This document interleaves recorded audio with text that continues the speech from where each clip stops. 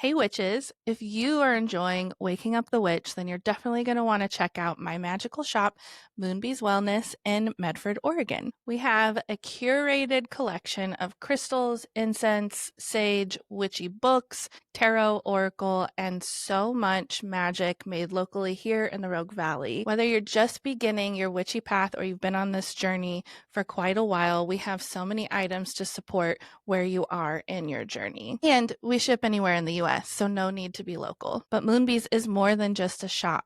We are also a sacred space and supportive to your healing journey. I'm a Reiki master, and I also offer a lot of intuitive sessions, including past life readings and past life regression sessions. And all of this can be done virtually online, so I can help you no matter where you're at. Come visit us in Southern Oregon or follow Moonbees Wellness on Instagram and Moonbees_Medford on TikTok. And remember, magic's this way. This episode of Waking Up the Witch is brought to you by Taylar Pickett Styles. I'm Taylar Pickett, and I am an intuitive hairstylist in Southern Oregon. I offer in-person services as well as online tutorials on how to care for your curly hair, how to properly shampoo your hair. If you're a hairstylist, I offer lots of education and one-on-one consulting on how to build your clientele and take care of your clients. If you're interested in any of these services, please reach out to me. There will be a link in the bio. I also offer organic hair care from Innocence Organic Beauty, and you can also buy that online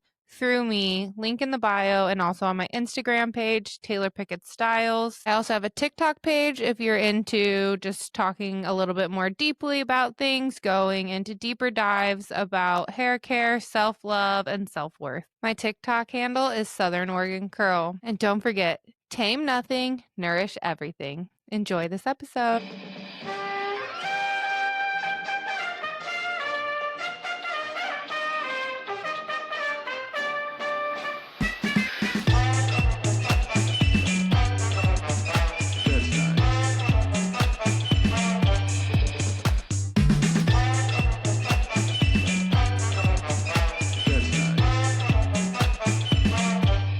I'm Taylar. And I'm Amber. And this is Waking Up the Witch. We're your neighborhood witches. Each week, we talk about all things witchy and connect with other humans in a storytelling format about navigating life on this floating rock. We're two curious ladies trying to understand the human experience. But while we do that, we think it's important to honor the people that lived here before us and honor the cultures and traditions that we're being inspired by.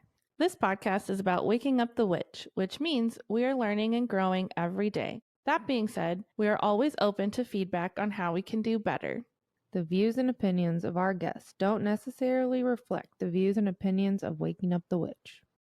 Now, let's go, ghouls.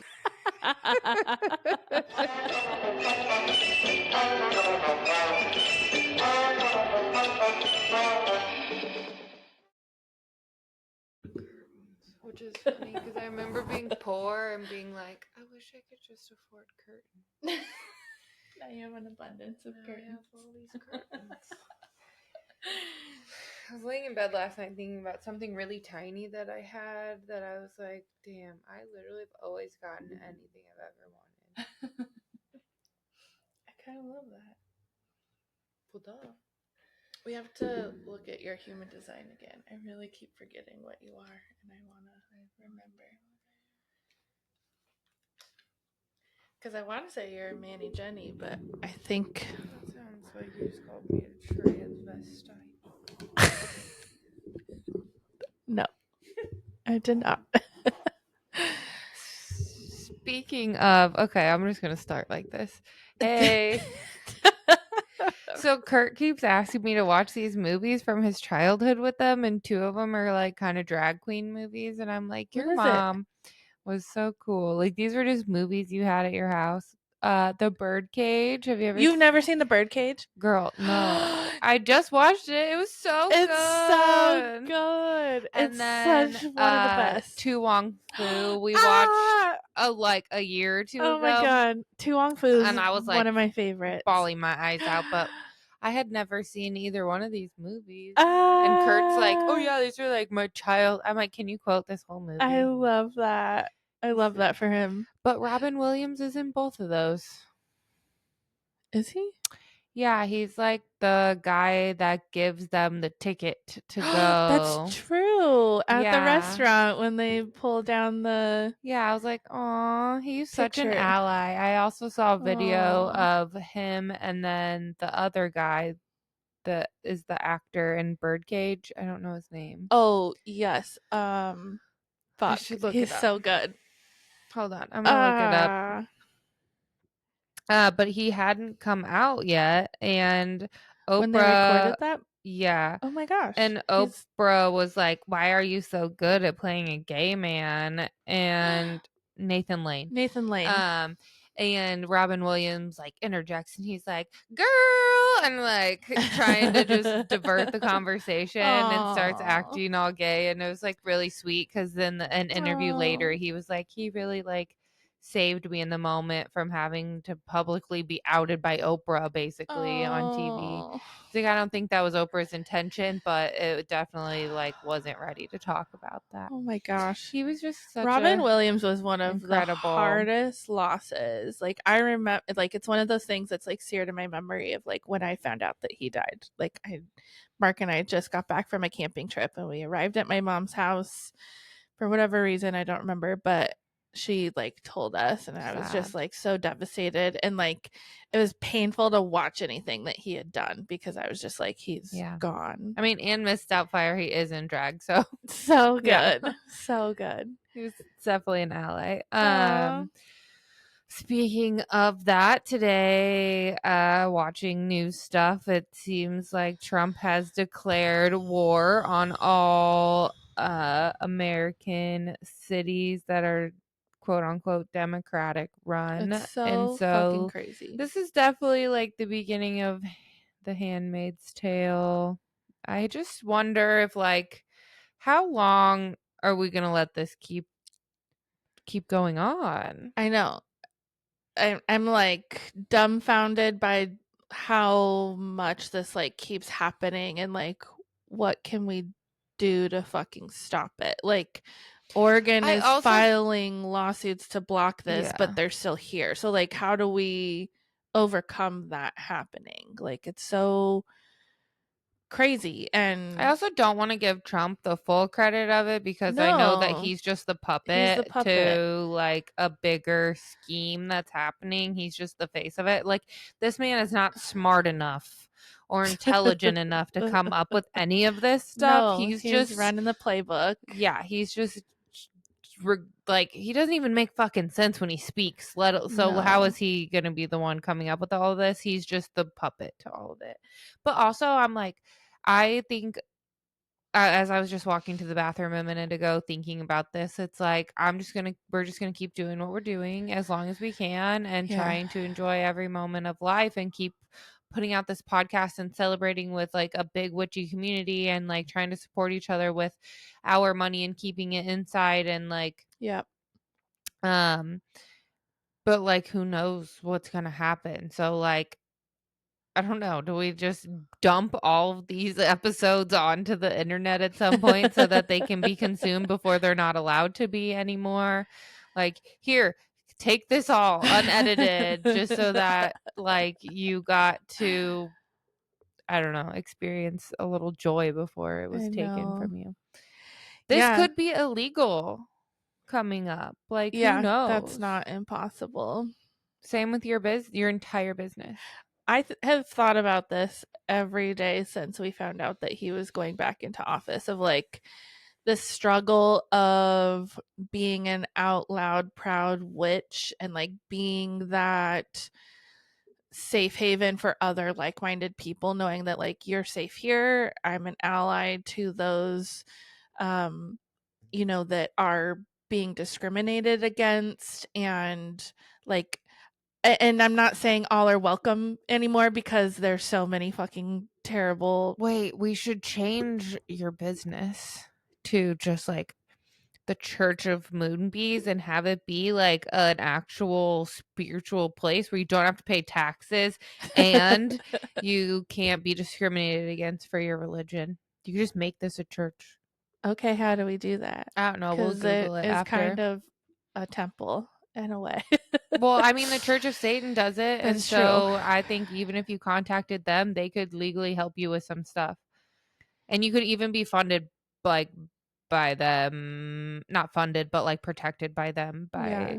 in some way. So, we'll look into that after this episode, Yeah, I that think. would be interesting. 'Cause I like I think it's more important than ever to be out and loud and proud about being a witch and what that means and redefining that. And I know not everyone's going For to sure. understand it, but I feel like this is not the time to cower and I yeah. it's there's this part of me that's like I could be like I could have a target on my back to some level, some degree, especially like, in the space that we live in Southern Oregon, it's a 50-50 red and blue and like, and There is a lot of openness and really there's spiritual so stuff much here. here and there just hasn't been the right place for it. And that's like what I've discovered over the past 2.5 years of having my business open is like everyone who discovers this place is like, we need more stuff like this. We need more places like this. And so I really understand and truly value the importance of what I have created. Like I had this little dream and it's like become so much more than I could have ever envisioned or thought of. And like I just want to be a space where people know like you're accepted here. Like you may Mhm. not feel accepted or safe in these other places, but like I love you. I'm your auntie. Like I'll do everything that I can to like try to make you feel safe and heard and respected and valued. And it's like it's so timely and wild how these things happen and you can't really like understand it until it's unfolded completely. That's like I am willing to risk having a target and like be a space that creates safety and inclusion for those who need that. And like I literally have my protest sign in my window that Yeah. says witches against Trump. Like I I want people do to know so that you know that you're safe here and your yeah. beliefs are valued here and like I'm on the side of the right side of history here. I think as much as this may sound like a shock to people, I do watch my mouth a little bit on the internet, I think, because I am afraid of that being, Totally. because they are saying that they are openly, like, scanning and checking our devices. Literally, I saw something Mhm. yesterday saying that, like, ICE has the ability to see anything and everything you post and talk about on your phone. They can use your speakers and everything. Yeah. Well, I don't watch my But we mouth around my still phone, but, like, when I'm posting stuff, I don't think I'm as open as, like, all of the thoughts that I think, but I do say it you're here. I mean, and you are more open than you probably think that you are too. No, And I I think think I'm very open, but I yeah, think that, like, I have you could so be a much little more more to unhinged. say that Yeah. I'm a little careful sometimes of what I like or what I repost, or, like, if it's too intense, like, I just try to, like, I'll say "fuck Trump," obviously, Yeah. but, like, I don't know. I am a little scared I'm is what I'm scared and I saying. also feel like we have to keep being louder at the same time because like that's what they want. They want to silence us and they want to put that fear in us and think that like if but there's it's that image of like the big fish going at the school of fish and it's like, they can control you or like if you organize together like you're actually Well, I've been stronger. watching a lot of Finding Nemo 4 times a day, so But it's I like, got you. Yeah. the big scary shark of it all. Like, yeah, there is a lot of control and a lot of things that they're doing illegally without repercussions, or like, we don't know how to stop it. But it's like, we have to continue to use our voices There's and like more of speak our us. truth. There's so many more of us, and they want people to believe that there's not. And there's so many people out there who are scared and silencing themselves. And like, we especially as like white women need to really try to speak up more I think, because like, now we that are I have a privileged. daughter, I feel Yeah. more scared. Like, And now that's that I have a okay. child, like, I think that This is really dark. But before, if I ever had any issues in life, I'd be like, I just kill myself. But I can't do that now because I'm a mom. And so Yeah, it's like I have to fight, and I yeah, have to also like protect her, and I can't just totally. go to every For protest like I sure. used to. I can't run from the cops like I used to. For Like I sure. can't put myself in sketchy situations like I used to fight against the Totally. man. Like we did some sketchy shit, Totally. uh protesting and You have been out there fighting. yeah, and I just can't do that anymore. Yeah. But And like that's if you okay. go to That's a totally okay. protest, they have these bags now that you need to be putting your phone in because they can use equipment to like figure out all the people Mm, that were there mm-hmm. and like to go through your phone. And I should pull that up right now. And And we'll we're like calling try to them tag them. music festivals now. That's true. Protest protection phone bag. A Faraday pouch is what it's called. Um, and shockingly, you can find it on Amazon. But it, Because they care about the money. yeah. Law enforcement, military protects against data security, privacy, anti-tracking, anti-hacking. And it's just like a little slip that you put over your phone. Oh, I have my phone on Do Not Disturb. I don't know why it keeps spamming. going out of it. Yeah. Anyways, we can rant more about this over on Patreon. We will. We had thrown down a bonus episode in September where we're just kind of ranting about this stuff and conspiracies and all sorts of things. So, Oh, I have so many more of if those. you want more of this kind of conversation and content, go to patreon.com/waking up the witch. There are so many ways to support this podcast and get a lot of extra content. You could be a monthly subscriber, or there's a lot of great single purchase support options as well. If you are on Patreon, we're still kind of getting the hang of everything. There's a group chat on Patreon. You can download an app, the Patreon app.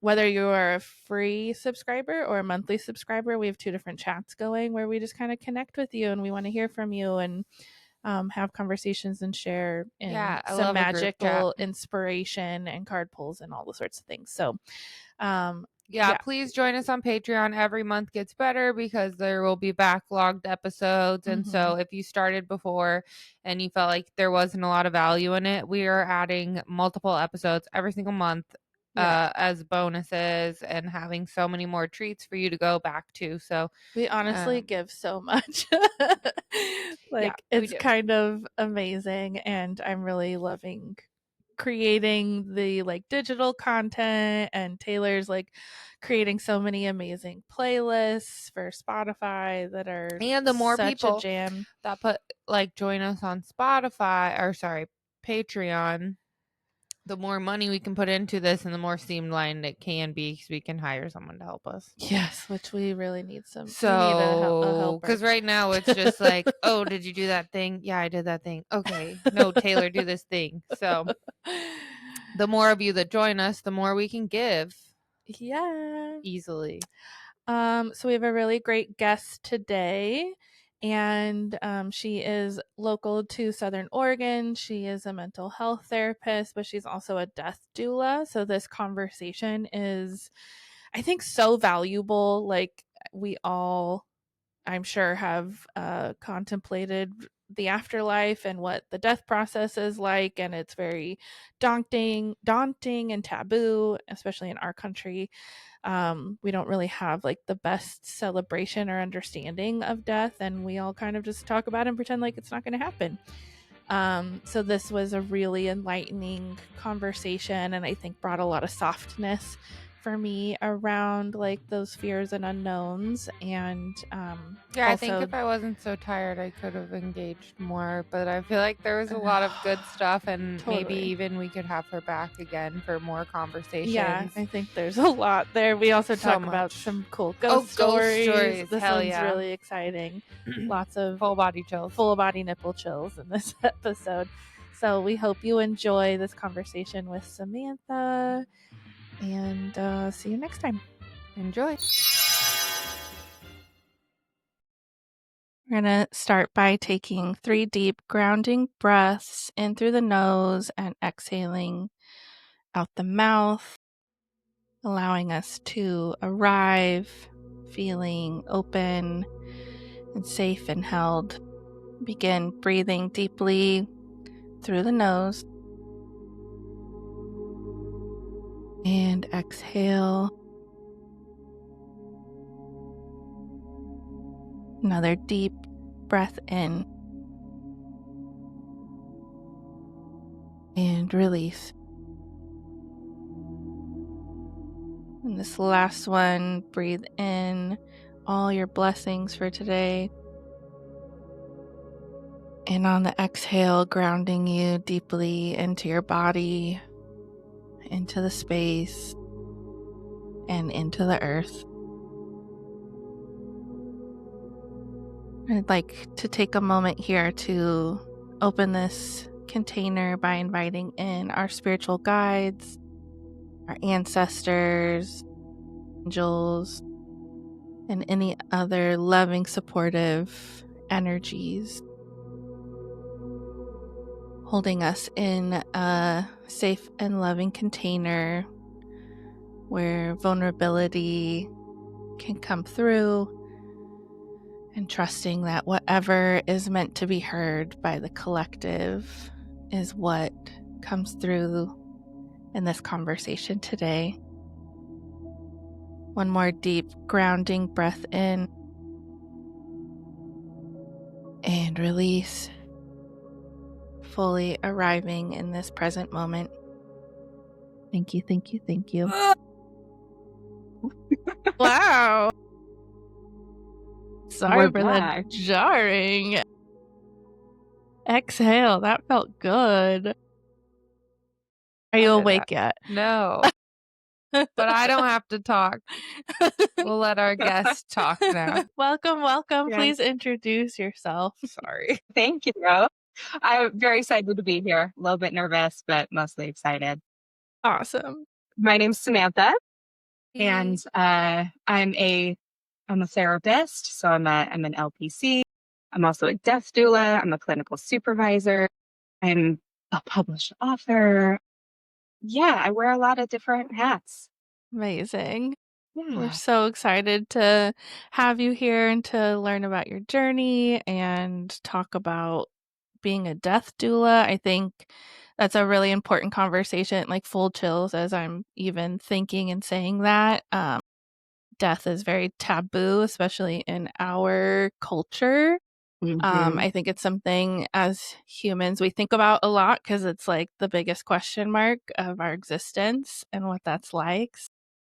Yeah, why don't you tell us all about your life and your journey and what led you to become the amazing human that you are today? Goodness. Yeah. Where to even begin? So, yeah. Okay. My brain needs to remember what words are. That's okay. Take your time. Lots of breaths and pauses Where are were you totally born? fine. Yeah. Yeah. So I'm actually originally from here, Southern Oregon. I was born and raised in Central Point, moved away briefly to Arizona. Then I lived up on the coast, and I've been back here for 8 or 9 years at this Okay. point. So bounced around a little bit, but the majority of my life has been here in Southern Oregon. I was actually like the first 3 years of my life, I actually lived in Gold Hill.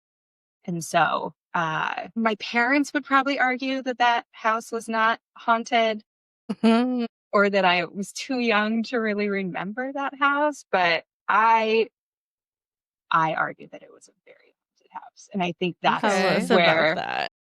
yeah. So I will admit that like we moved from that house when I was think about 4 years old. So the memories are fuzzy, right? Like no one has super clear memories at that But that's age. also the age that you're like most connected to the other Yeah. side.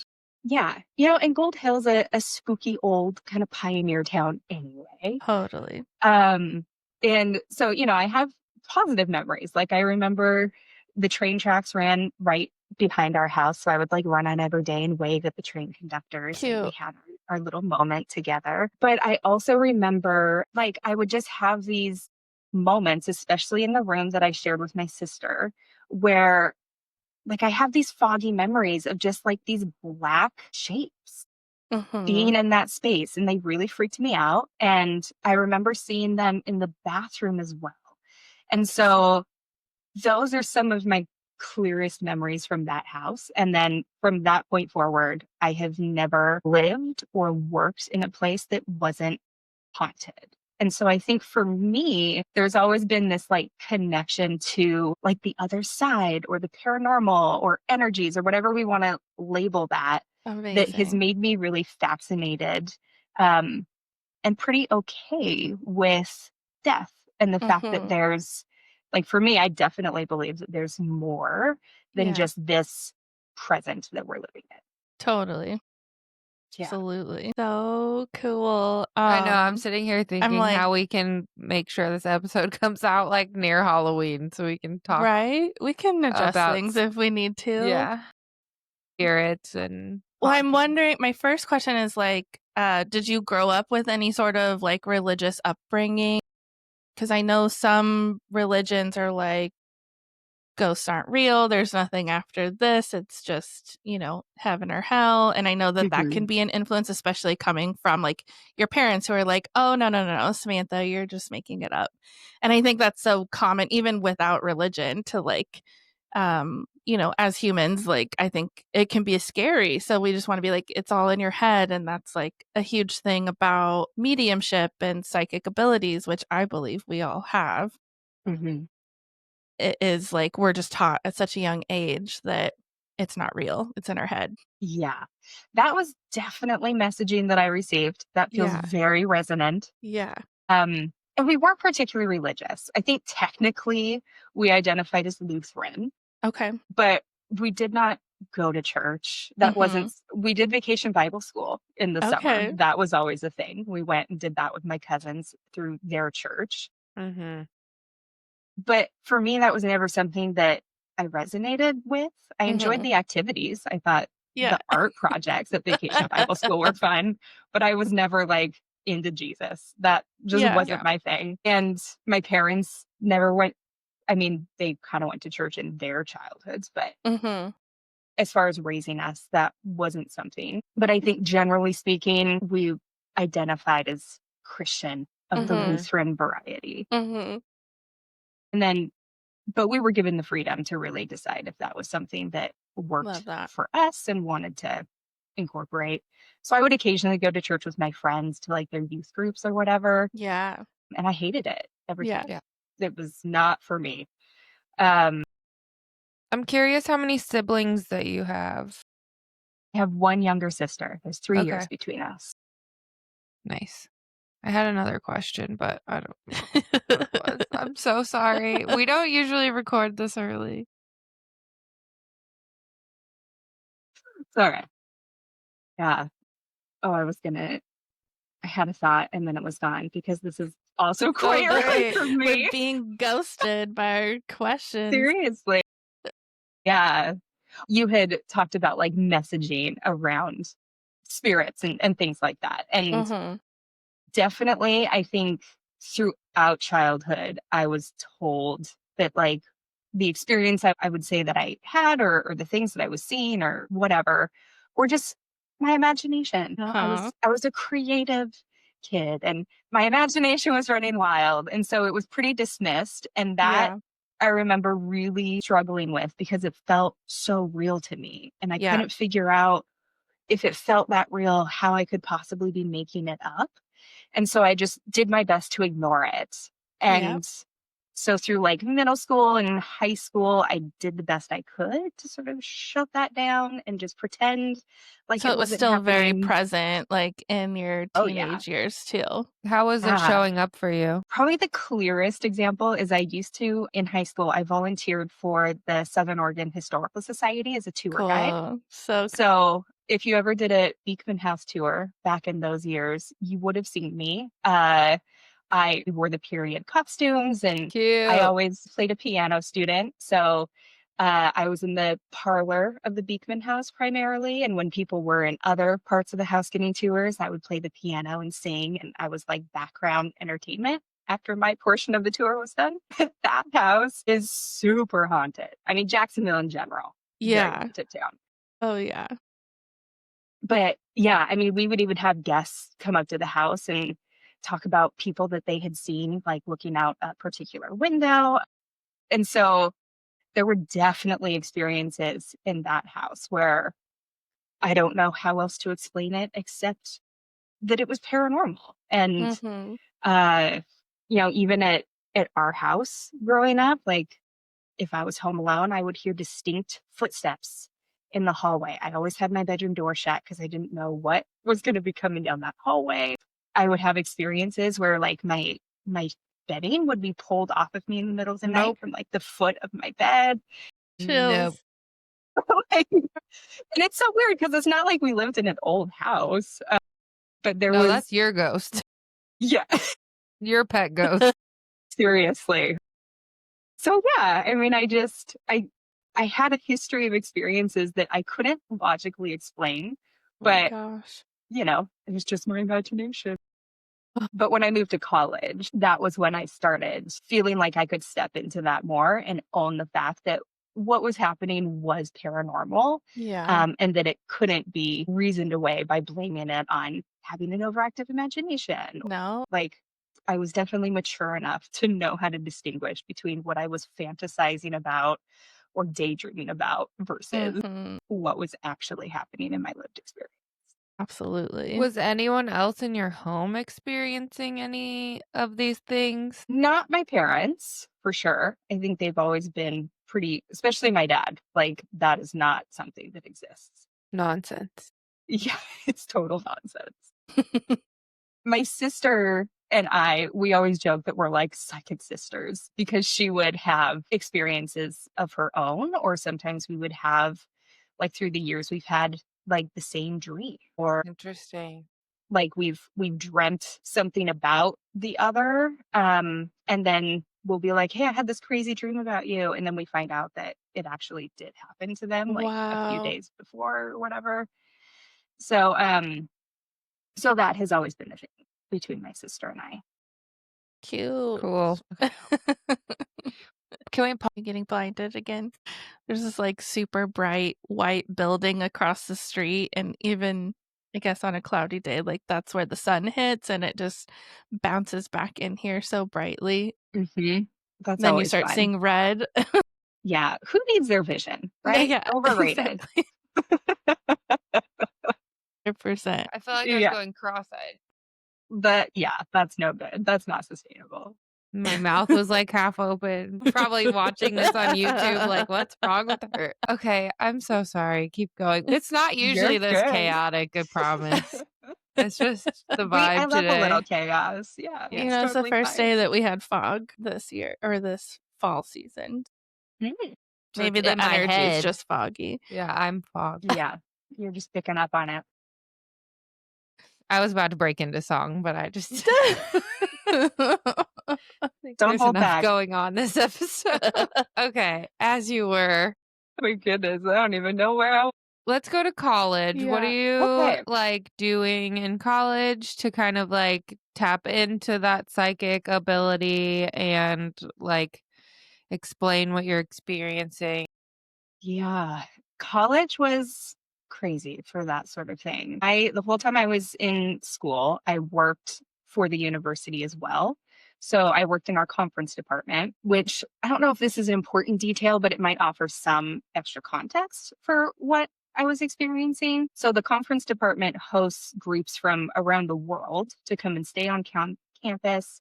They stay in the empty dorms that we had, and they would attend the Shakespeare Festival or other local events, and they would attend classes on campus and things like that. So my job was basically as like the student manager of that department to make sure that their stay was organized and get them tickets or help coordinate activities. And we stayed overnight on site with them. And so there was a lot of very, very late nights, making sure that the guests were okay. And so we were often the only ones awake in the buildings on campus.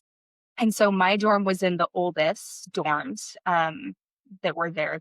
We called it Susie. It's the Suzanne Holmes building. I don't know how familiar you are with SOU's campus. But there's a lot of stories about deaths that have happened in that building.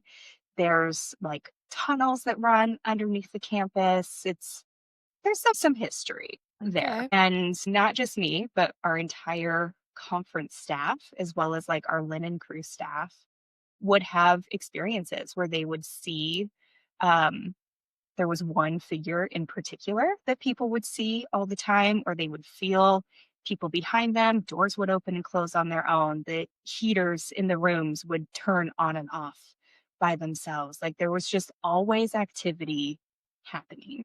And there was like probably the most memorable experience for me was there was one day during the summer where I had to give a campus tour to a potential group that was coming in. And I was supposed to schmooze them and convince them that this was where they wanted to stay. And so I took them on this whole campus tour. I did my very best schmoozing, and we get back to our main hall and they leave.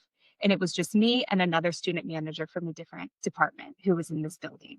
She's like, how did it go? And I'm like, hold on, like I'm going to wet my pants. So I like run down the hallway to the bathroom, which is in kind of a separate section of the building. And I'm in the stall doing my thing. And all of a sudden I just get full body chills. And for me, I know that I'm not alone when like I feel tingling on the left side of my body. And I thought, oh crap, like just finish peeing, do your thing, get out of this bathroom. So I do. And I go and I'm like, just get back to where she is so that you're not alone. And I was like, no, I have to wash my hands. I can't leave this bathroom without washing my hands. So I stop at the sinks. I'm washing my hands and I look in the mirror, and behind me is a man, and he was standing right outside the bathroom stall that I was in. And I'm so sorry. There's a garbage truck right It's just outside my adding window. to the It's spook. ambiance. Yeah, absolutely. We'll tell the listeners it's just a ghost behind you. Yes. Yeah. Garbage ghost. This is the ghost The alert. garbage ghost. My goodness gracious. So I'm washing my hands. I look in the mirror and there's a man behind me. And he is clear as day. Like to the point that at first I thought it was an actual man My in the bathroom with me. So I go and I turn around and he's still there. I turn back to the mirror. He's still behind me. I turn around again, still there, turn back to the mirror, and he's gone. And he was wearing this like kind of wide brimmed hat. He had on a vest, high collared button up shirt, long kind of trench coat, like duster kind of cowboy style coat. Whoa. And then from like the calf down, there was nothing, just floating there. So it was super clear. I mean, I saw him so vividly. And so I just like, I was kind of frozen. And then it was like my fight or flight kicked in and I bolted out of that bathroom. And I went back to the front. And she's like, are you okay? And I'm like, we got to get out of this building. I was just so freaked out. And I grabbed my stuff, ran back to like the summer dorms we were staying in. And the gal that I was rooming with for the summer, I walked in and she goes, oh my God, are you okay? Like, you're so pale. You look like you've seen a ghost. I was like, I did. Yeah. I actually did. I literally did.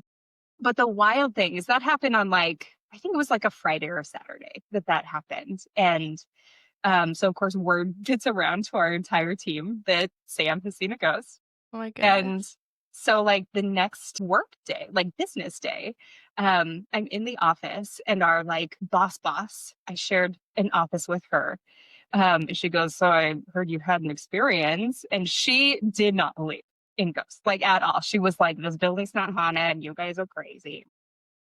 And I'm like, yeah, I did. So I tell her about it. And she doesn't say anything. to me in response. She just turns and walks out of the room. And I'm like, okay, good talk. And I like hear her rummaging around in this like storage room next to us. And she comes back in and she's holding an envelope. Oh my And she God. goes, about 10 years ago, maintenance was doing some work I in have Baker so Hall. many chills. Me too. No, we can't They, hear you. Hold on. no, You're back. Okay, go Okay. back to where Go back. maintenance. yeah. So she says maintenance was doing some work in Baker Hall. They were working in one of the rooms, finished in there.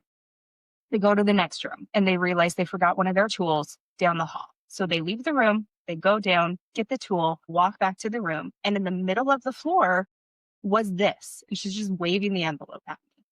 I'm like, okay, where's she going with this story? And she goes, I've just been holding on to this for 10 years because they didn't know what to do with it. She goes, but I think I'm supposed to give this to you. And she just hands me the envelope and she walks out of the room. So I open the envelope and it is a tin type old school photograph of Stop. the man that I saw. No. Yes. And Oh my God, I'm I gonna still cry. have that photograph. He's actually, I got him his own frame. And Let's he see like, it.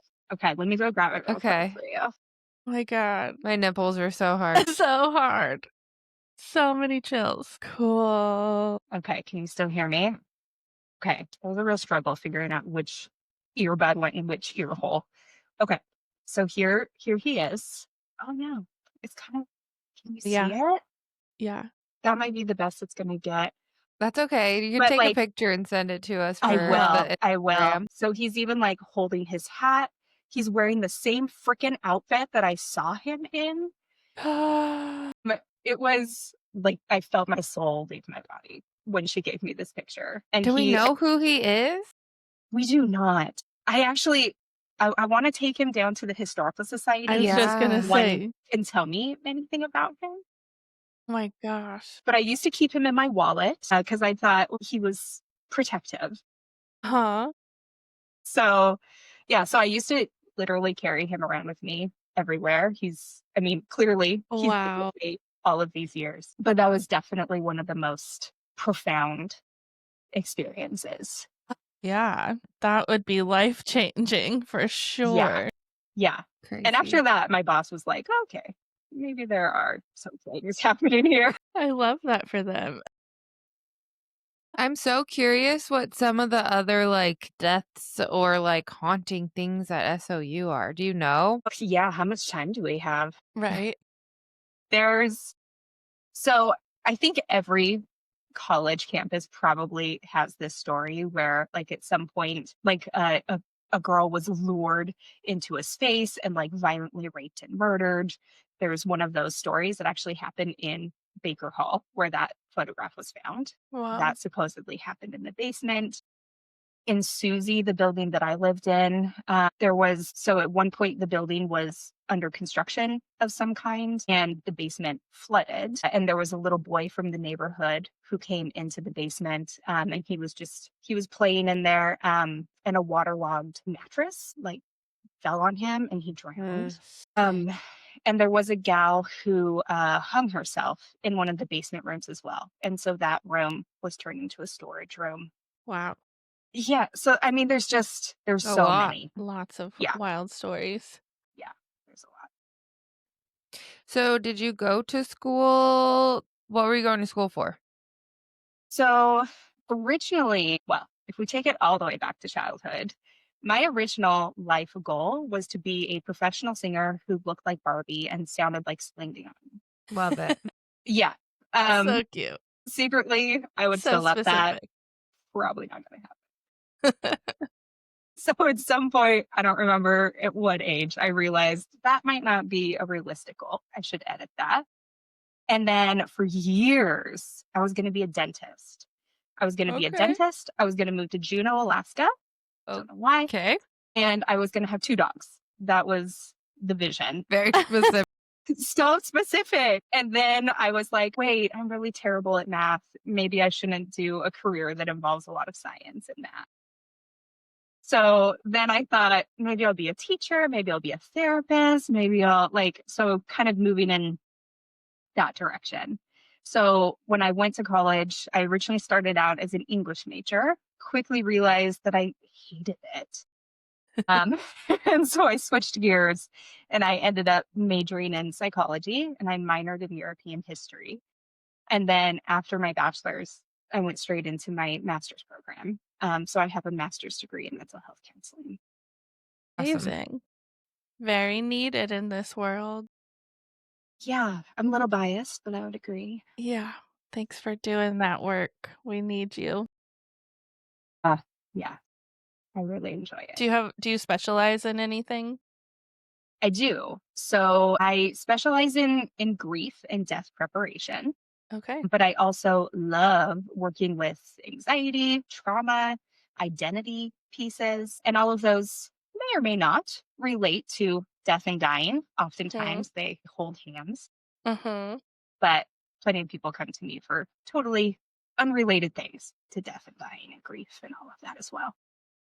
Yeah, so that feels like a good segue into death doula work. Like, how did this come up? What made And you what is decide? it? And yeah, what is it? What is that? Is a great question. I'm sure there's lots of people who need to know. Yeah. So I think most people are familiar with the idea of a birth doula, Mhm. and it's essentially the same thing. I'm just working at the opposite end of life. So there's 1,000 different ways that someone can do death doula work. Some people like to specialize in helping people make concrete arrangements for how they want to die. Maybe they're helping coordinate like the medically assisted death process. Some people really specialize in helping people do home funerals or caring for the dead after they've passed at home.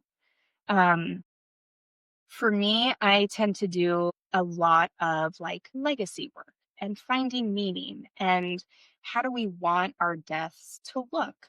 What brings us comfort? Who's in our support system? So, doing some of those practical planning pieces and boundaries around what feels helpful and needed in terms of death preparation and what feels frivolous or what do we not want at all because it feels like it's detracting from that experience.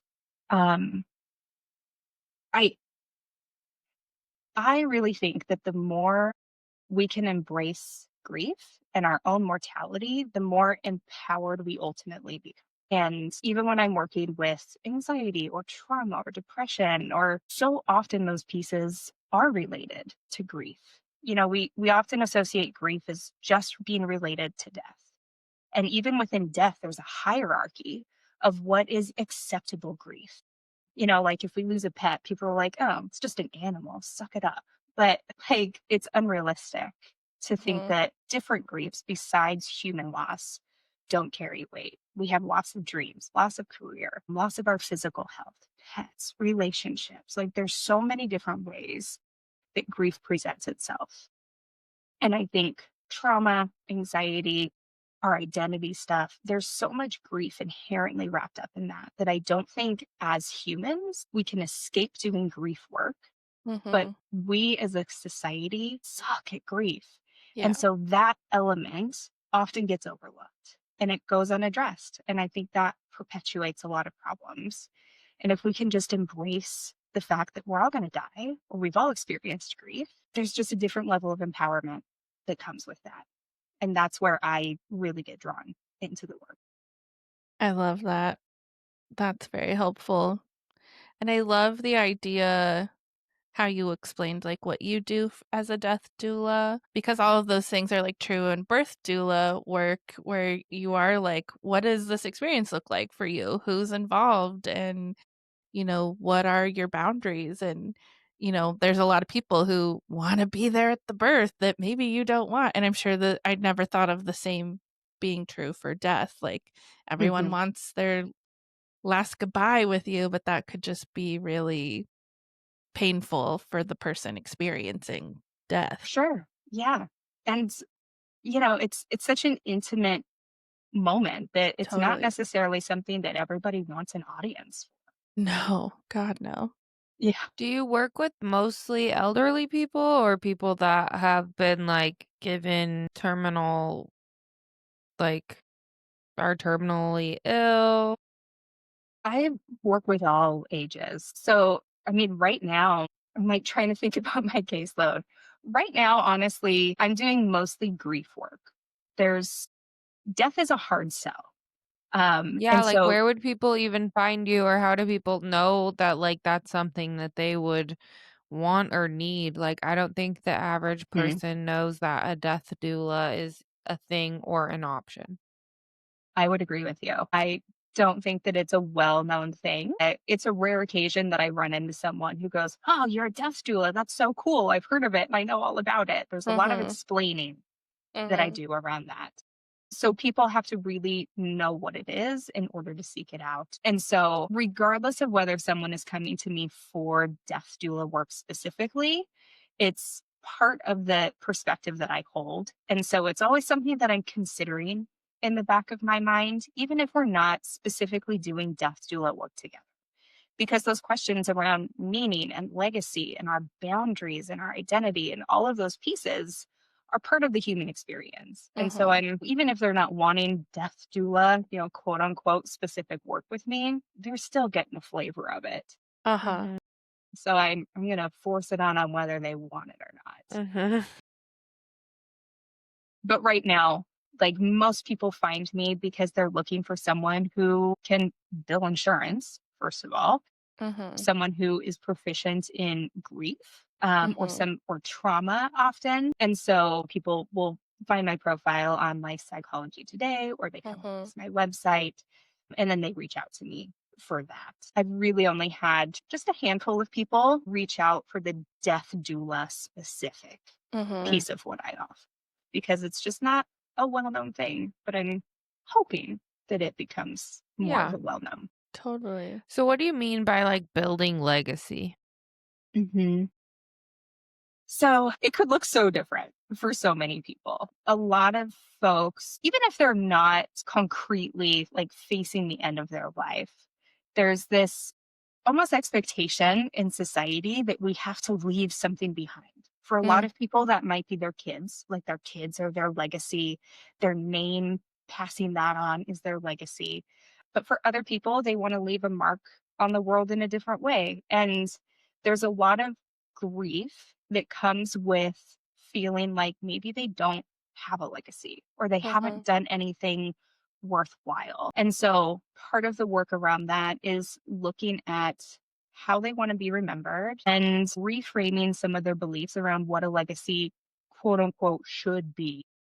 Because it doesn't have to be something physical or tangible that we leave Mhm. behind. Maybe your legacy is that you always stopped to help ducks cross the road, or you were just a cool person who always had the perfect joke at the perfect time. Like it doesn't have to be this really profound thing. And so some of the work is just helping people really explore who they are and what they have to offer, um, and how they have impacted the people around them.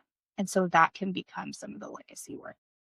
So sweet. I think that is probably really important, especially with older generations, because I think legacy is kind of something that's like something that was drilled into a certain generation and, Hmm. before of like, you must do this thing or you must pass down your name or, you know, birthing children was your only role and purpose in this life. And there's just so much of that like legacy.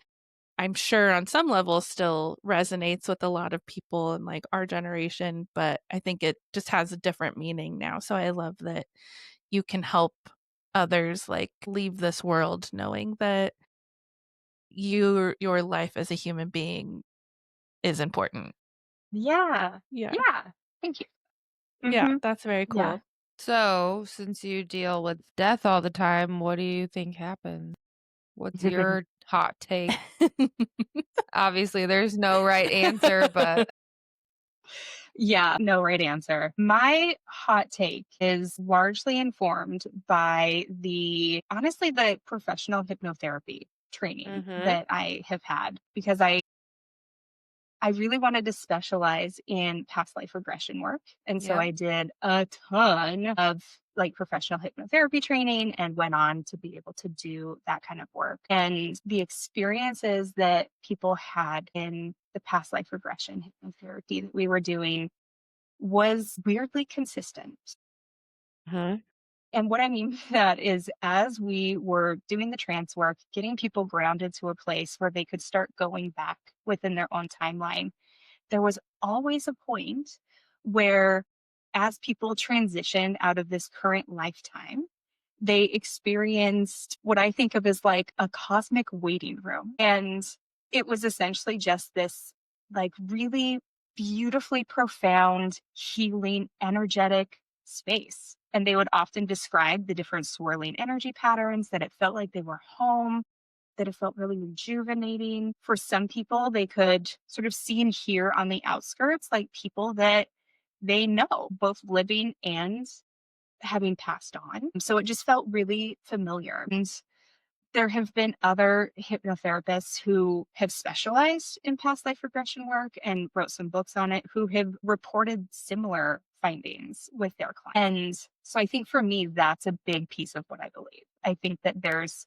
sort of this space where maybe we start out in a waiting room and then we move on to hang out with like our soul pods or people that we have lived previous lifetimes with and who are kind of our like spiritual support systems. I think that there's maybe a debriefing process that happens where we get to review our lives. We get to decide, do we want another round of this? Do we want to maybe pop over to another planet and have a training ground somewhere else? Like, I think there's a lot of Love it. options for what our souls get to do. Hmm. But I absolutely believe that we get to live multiple lives and Mhm. that there are people that we connect with really deeply in each life Mhm. because it's not our first rodeo together. Totally. I love that you have that background too. Yeah, I wanna do it with you. I I love know. that. I always think of that Disney movie Soul where, like, Oh. their little souls go up and they're, like, waiting to jump back Mhm. down the little hole Hmm. onto, like, into Earth. Yeah. Yeah. And then, Yeah. like, he's a jazz guy, but I love so Uh-huh. much that that movie was created. Like, I wish that something like that was around when we were kids it's because it's so just such a good. beautiful way for kids to understand death also in a very healthy way. I So cute. agree. Yeah. What, like, hypnotherapists are you referring to? His name is Michael Newton. Mhm. Yeah, he wrote Journey of Journey of Souls, Souls, yeah. Destiny of Souls. Yep. And then, like, Dolores Cannon, you like her stuff? Yeah. Some Brian of it's Weiss. kind of out there, but I'm Yeah. here for it. Yeah, I like it. Let's keep it weird. I love it. I'm Yeah. like so into it. Well, I got a little deep into the, what is the book series that she did with, like, the old philosopher? She was, like, channeling an old philosopher, and he was, like, telling her stuff from the future. I went down that rabbit hole of her books, and they're Dolores Cannon. yeah, hold on, I have them right here. Yeah, I'm intrigued by that. Conversations with Notre Dame. There's, like, a volume 1 and 2, and she if I can remember correctly, she, like, is hypnotizing someone else, and I don't know if it's, like, one person or multiple people, but they always go back to, like, Nostradamus, and then he is, like, predicting some stuff that's happening in the future, like, now and or in, like, our time, and, I brought that up at a dinner once around strangers, and I think that was a little much for a dinner topic. But that's the kind of I wish I'd been conversations at that that we dinner. like They to have. all were looking at me like okay. This is why we started a podcast. Yeah, Yeah. I had I just met them. It was a hair yeah. thing. Uh, I feel that so bad. Yeah. Like Sometimes wrong I crowd? open my Okay. mouth and I'm like, this I should have read the room. This is not the crowd for that. They're just not your people. They're not. No. I like who else did you say? Brian Weiss, Is that the book Many you gave Lives, me? Many Yeah, Masters. I like Mm, that. It's super easy read too for anybody that's like Yeah. curious but doesn't have like a lot of time. You could read it in like I one flight. I mean, I'm a slow reader, but I read it like, I could not put it down one whole day, and then I had, like, 20 pages left the next day that I had to finish reading because I was just, like, so enthralled, like, oh And my they're gosh. all the same, like, they're all saying the same thing. Yeah, They've all hypnotized hundreds of people, and they're all kinda giving us the same yeah, information. So that's also what, like, I choose to believe. totally. Not that that's, like, perfect science or anything, but I think most Lots of woo-woo things can commonalities. be proven by science eventually. That's why I believe what I do instead of just trusting faith or Hmm. whatever, like, Mhm. this religion is like, I need some proof Yeah. sometimes. I think it's Yeah. interesting with Brian Weiss too because he, like, kind of fumbled onto it by accident. Like, it wasn't Right. something that he had a belief system of. He was very much like a science guy, where's the proof? And was doing hypnosis with clients and by accident ended up in these spaces and just out of his own curiosity asking lots of questions and realizing, okay, there's something more here. So Hmm. it is kind of experimental and it's just so fascinating. Yeah, I love it. Love it so much. Same. So, I think we could kind of start to um, wrap up a little bit. So, if there's anything else that you want to make sure everyone knows about what you do or who you are, Any other fun ghost yeah. stories?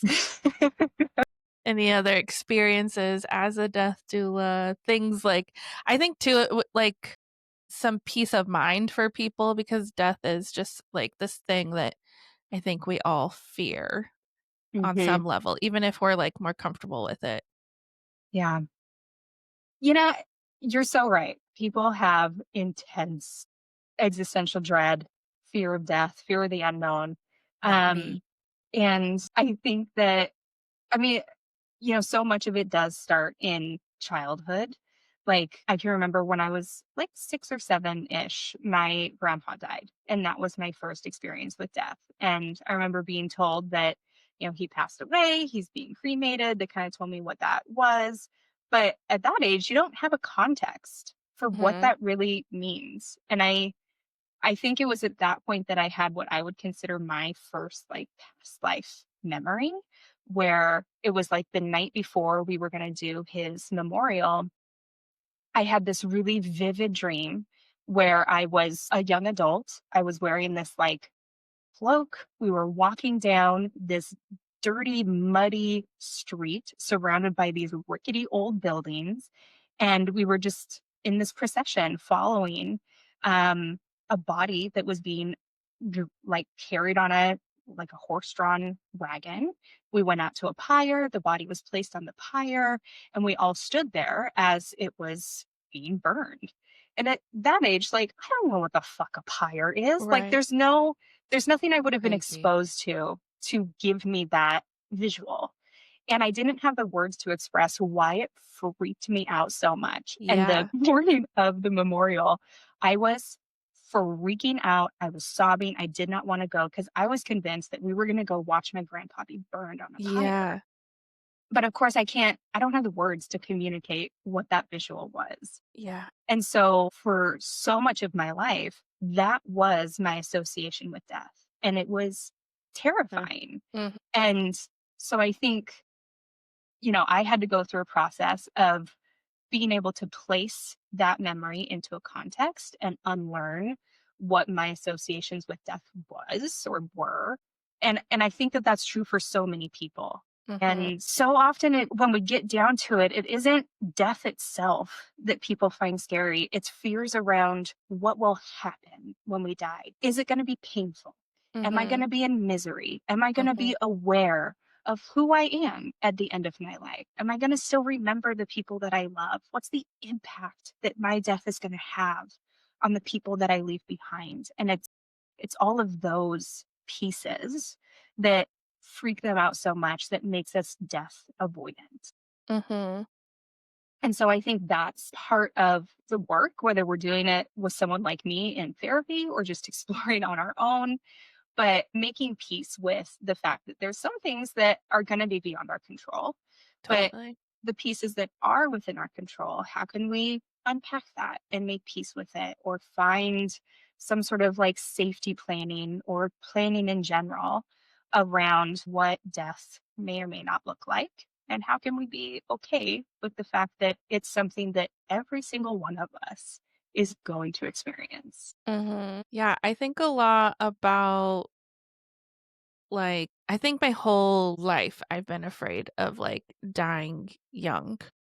Like, Hmm. I have this love for life, even though it's hard and challenging, that I, like, wanna live forever and just experience, like, being human, and also, I have, like, so many dreams now, like, I think in my 20s, I wouldn't let myself dream about the future because I was just like, "What's the point? I'm gonna die," you know? Like, and probably young, like, I don't have enough time on this planet to, like, make big goals and dreams, and I don't know where that came from necessarily, but it was something that I was like I think I made it to, like, 28, and I was like, "Okay, I think I can plan a little bit, like, I've made it this far." You're in the clear now. I don't know, like, what it is. I'm sure it's, like, past life associated and, like, I'm sure I have died young, and I feel like at the same time too, I was like, "Fuck it, I'll do whatever because like I used to smoke cigarettes. Like, what's the point? Who cares? Fuck it. I'm gonna die anyways, and it's like, yeah, but how is that death gonna be? Like, we don't Mine know. was the Mayan calendar. Stop. I was like, "Oh, we're all gonna die on December 21st anyways, 2012. That's Might as so well have a funny. good time now." I mean, there's plenty of theories that suggest that we did all die there, and that's why we're on this new fucked up timeline.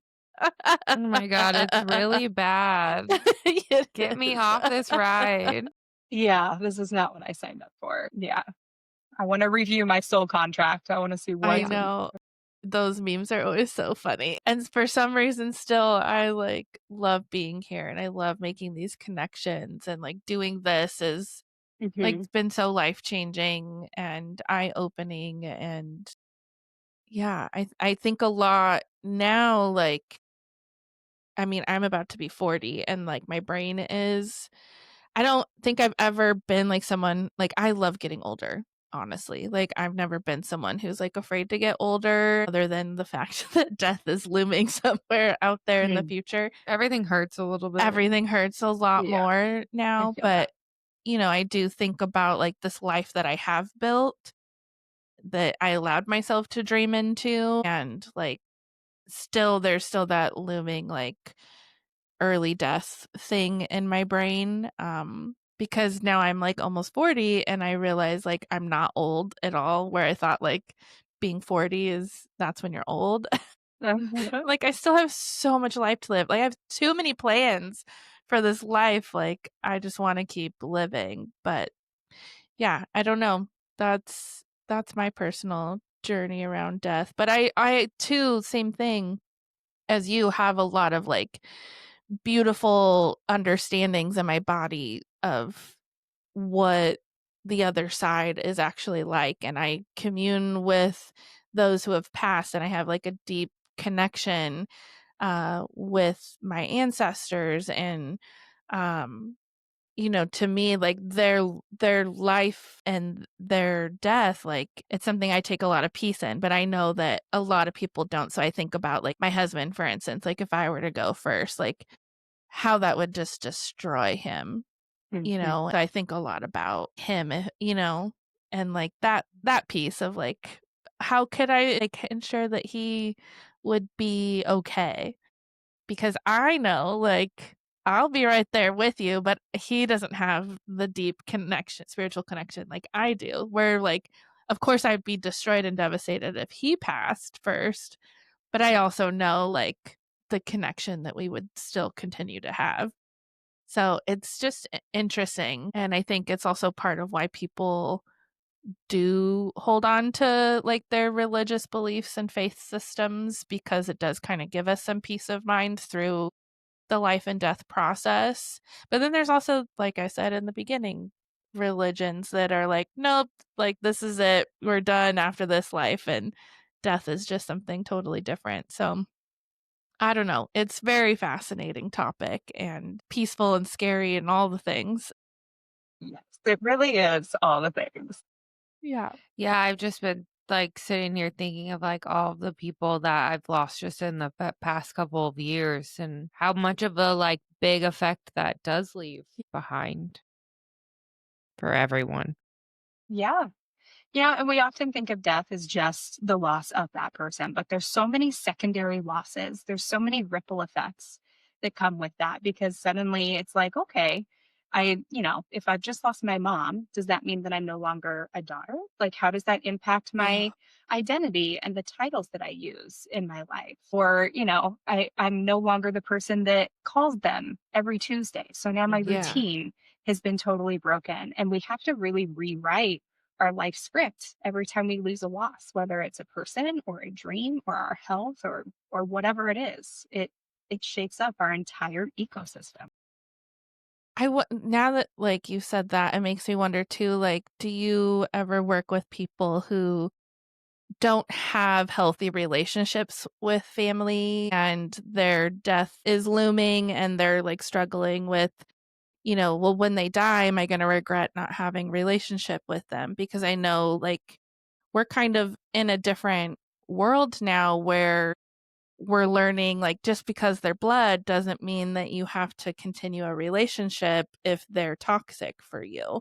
And, Hmm. what does that look like or advice that you could give people who might be struggling to hold relationship with people due to the fact that, will they regret it when they're gone?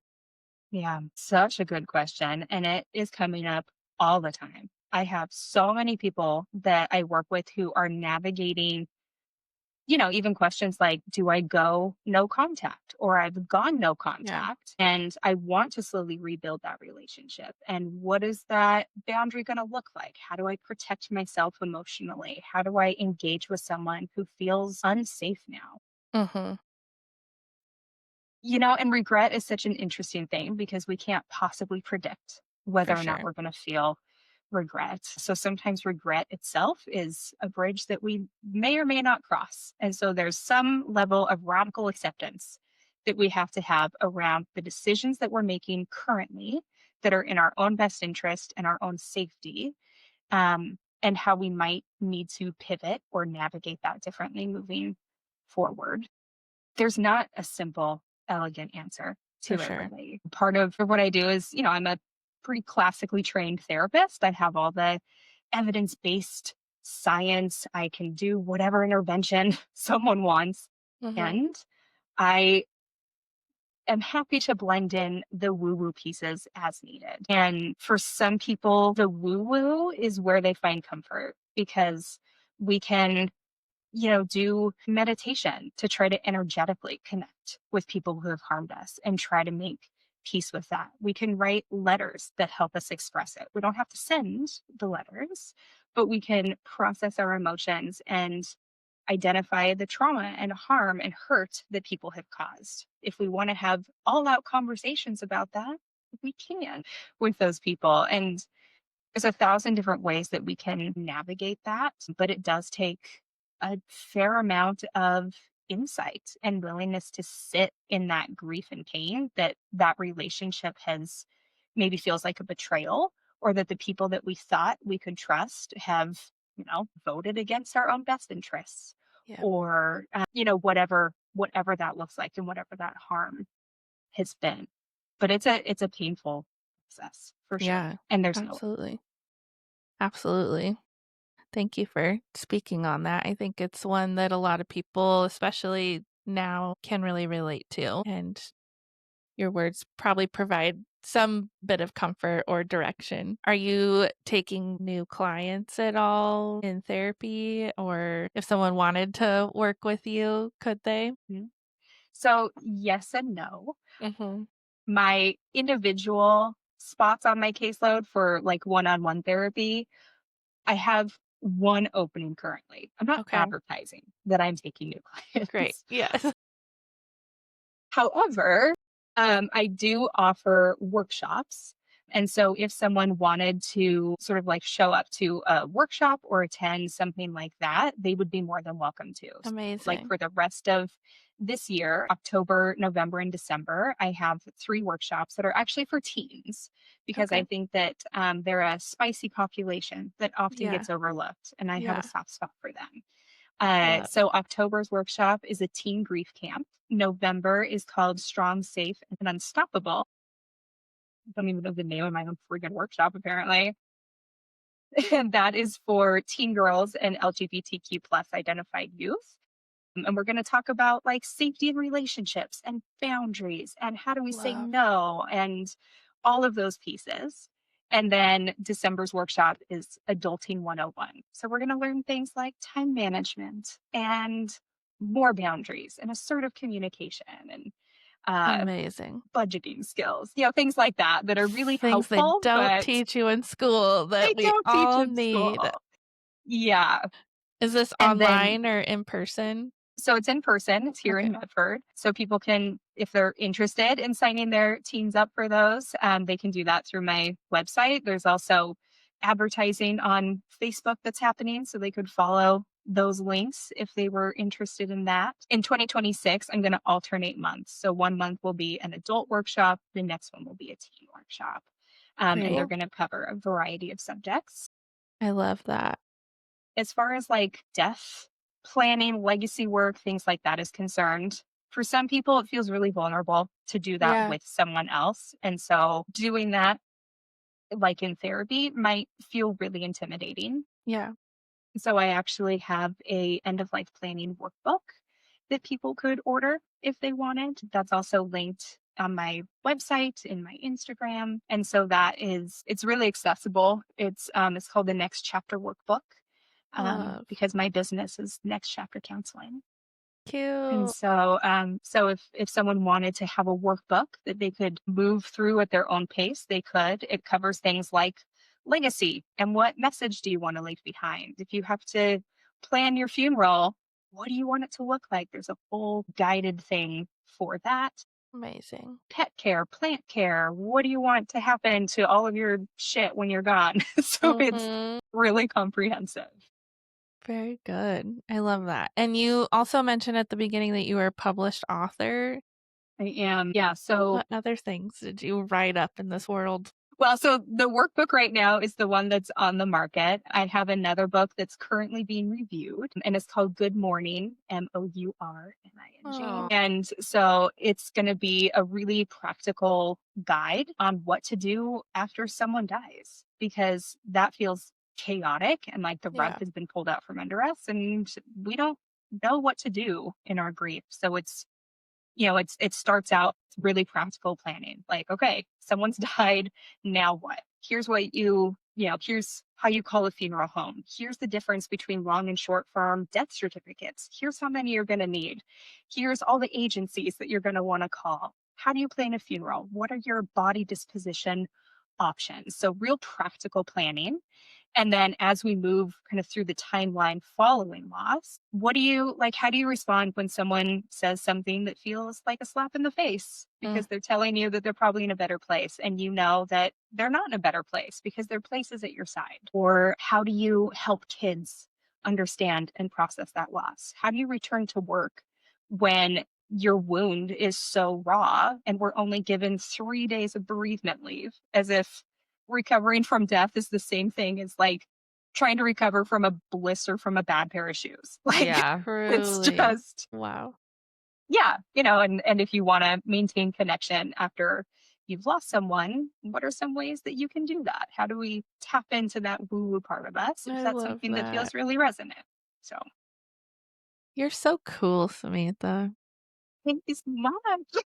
So accomplished. I know, so amazing. So many magical nuggets, and I feel like there's so many other places we could go, but this feels really good to me. Yeah. Is there any other last little things that you would like us to know about you or this work?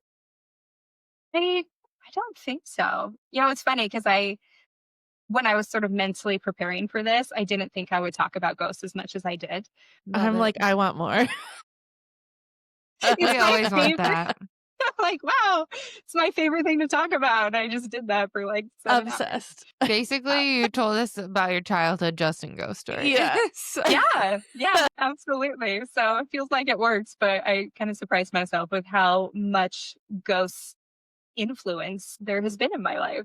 I really love I that. had chills the first 30 minutes of this episode. Uh-huh. Does she know Christine? No, I don't think so. Have you heard of Unexplained Oregon podcast? Mm-mm. My Okay. other therapist client is like into the paranormal and all that stuff, and she has a podcast called Unexplained Oregon.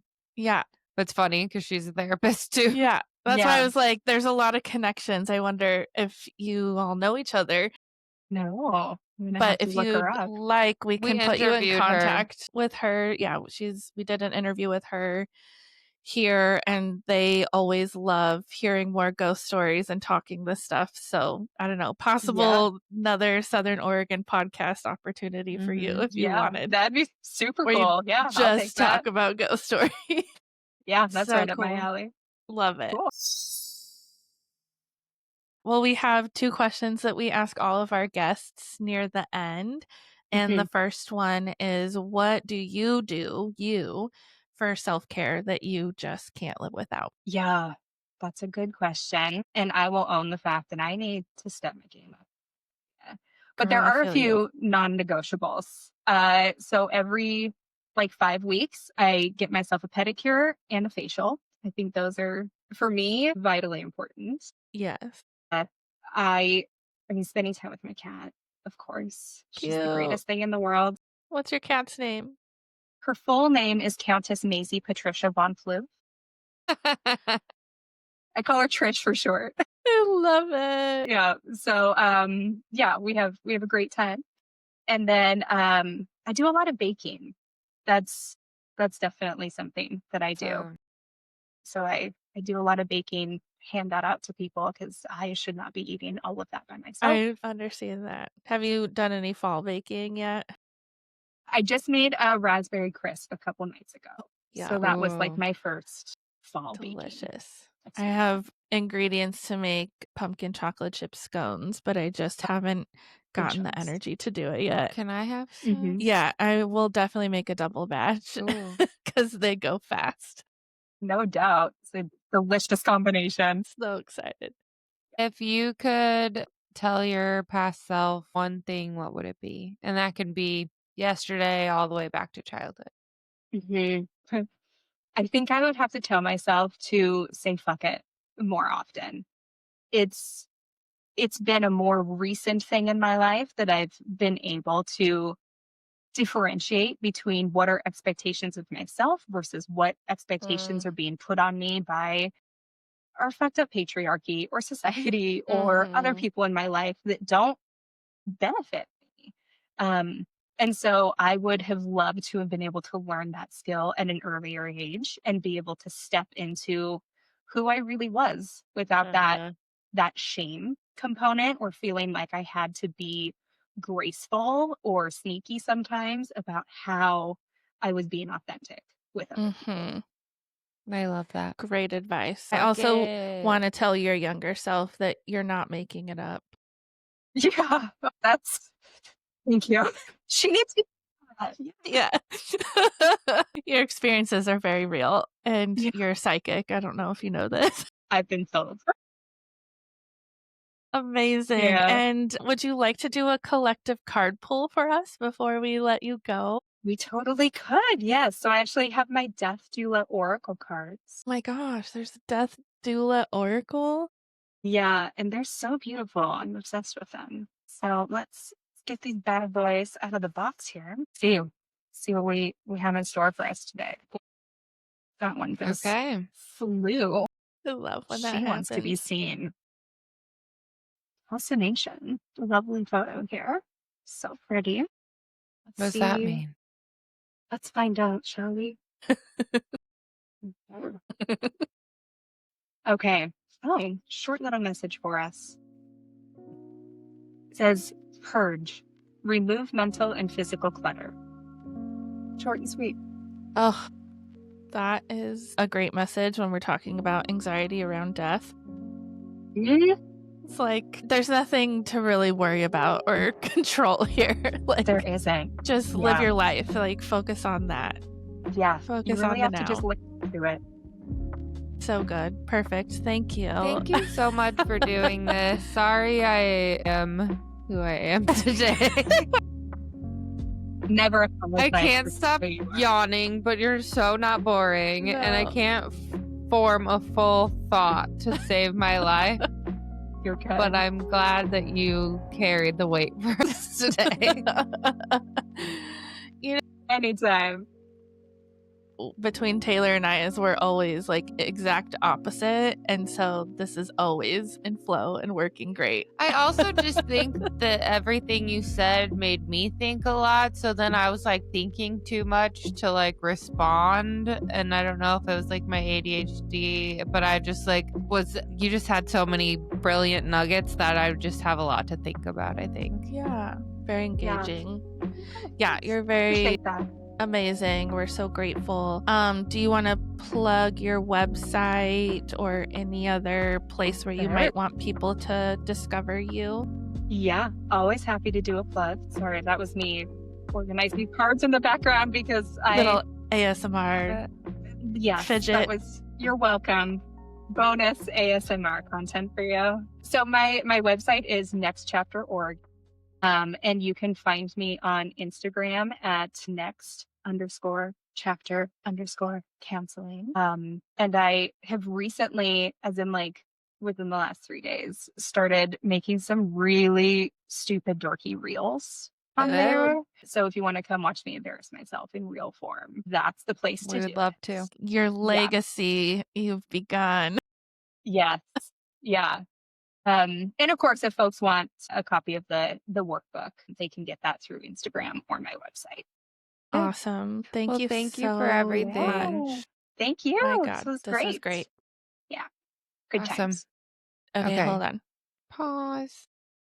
Do you drink wine? Mm-hmm. This episode has been produced by my husband, Curtis Burgess. Make sure to follow us on Instagram, TikTok, and YouTube at Waking Up the Witch. And if you have any questions, comments, or concerns, please email us at wakingupthewitch@gmail.com. And don't forget to head over to the link in our bio on Instagram for all the ways to connect with both Amber and Taylar. And go to moonbeeswellness.com for all your self-care and witchy needs. We love you. Bye. Bye. Ow.